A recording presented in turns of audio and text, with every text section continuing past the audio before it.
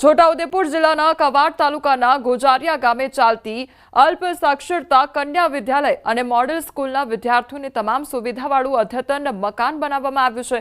અહીં 5 જેટલી શાળાઓ છે। સરકાર આદિજાતિના બાળકોનું શિક્ષણ સ્તર ઉપર આવે તે માટે કરોડોનો ખર્ચ કરે છે, તેથી બાળકોને તેનો પૂરતો લાભ મળે છે કે નહીં તે જોવા ભાજપના તાલુકા પંચાયતના કારોબારી અધ્યક્ષ પિન્ટુ રાઠવાએ અચાનક મુલાકાત લીધી। તેમની મુલાકાત દરમિયાન તેમને ચોંકાવનારા દ્રશ્યો જોયા તો વિદ્યાર્થીઓ માટે બનાવવામાં આવતા ભોજનની સામગ્રીઓ પર एक्सपायरी डेट पण लखेली न हती। चोखा अने गोळ सहित अनाजना जत्थानी सामग्री शंकास्पद देखाता जत्था उपर एक्सपायरी डेट लखवामां नहोती आवी। चारे तरफ गंदकीनुं साम्राज्य जोवा मळ्युं तो आ जोई कॉन्ट्राक्टर अने शिक्षकोने बोलावी तेमनी पासेथी आ अंगे जवाब मांगवामां आव्यो। जे एजन्सीने कॉन्ट्राक्ट अपायो छे ते एजन्सी विषे पण जाणकारी लीधी। मैंने कंपनी को बोला है, सारी चीज़ के लिए मैंने कंपनी को पहले से इन्फॉर्म कर रखा है मैंने। 2022 का है चावल। हाँ ये है सर, मैं इसको देख रहा हूँ। और आपने बच्चों को और खिला भी दिया पहले?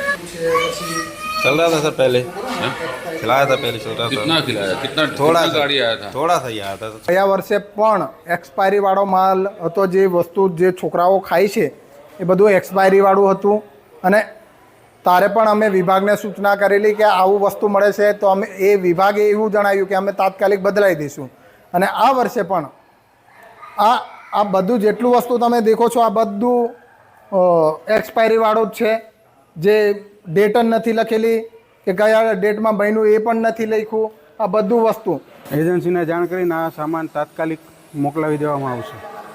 એજન્સીને તાત્કાલિક નોટિસ પાઠવવામાં આવશે। પદાધિકારી શ્રીની જે રજૂઆત છે ને જે વિડીયો મેં જોયો અત્યારે જ, તો એમાં જે કોઈ વસ્તુઓ એમને કીધી છે એને અમે તપાસ કરાવશું કે ભાઈ કેટલી ગંદકી છે કે કેમ, બીજો પેકિંગ ડેટ છે કે કેમ એના ઉપર, અને નહીં હશે તો એને તાત્કાલિક ધોરણે એને બદલાઈને જે યોગ્ય મતલબ વગર એક્સપાયરી ડેટના એક્સપાયરીથી બહુ પહેલાંના જે આઇટમ હશે એવા જ આપણે વાપરવા માટે એને સૂચના આપશું। હવે આગળ વાત કરીએ, આખરે કોણ બનશે ગુજરાત કોંગ્રેસ પ્રમુખ?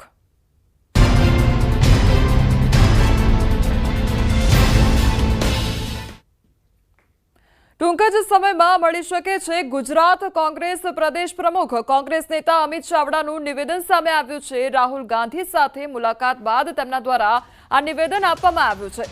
ગઈકાલે દિલ્હીમાં ગુજરાત કોંગ્રેસ નેતાઓ સાથે રાહુલ ગાંધીએ બેઠક યોજી હતી।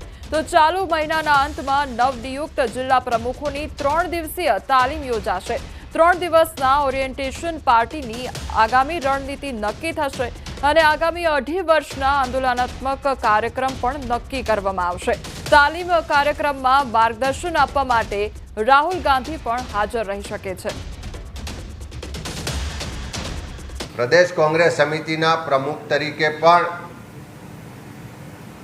કોંગ્રેસના વરિષ્ઠ આગેવાનો સાથે ગઈકાલે હાઈકમાન્ડ દ્વારા આદરણીય રાહુલજી દ્વારા કેસી વેણુગોપાલજી દ્વારા વિસ્તૃત રીતે ચર્ચા કરવામાં આવી છે।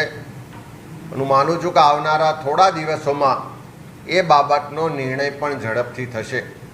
સાથે સાથે ગઈકાલે રાહુલજી સાથે જે ચર્ચાઓ થઈ છે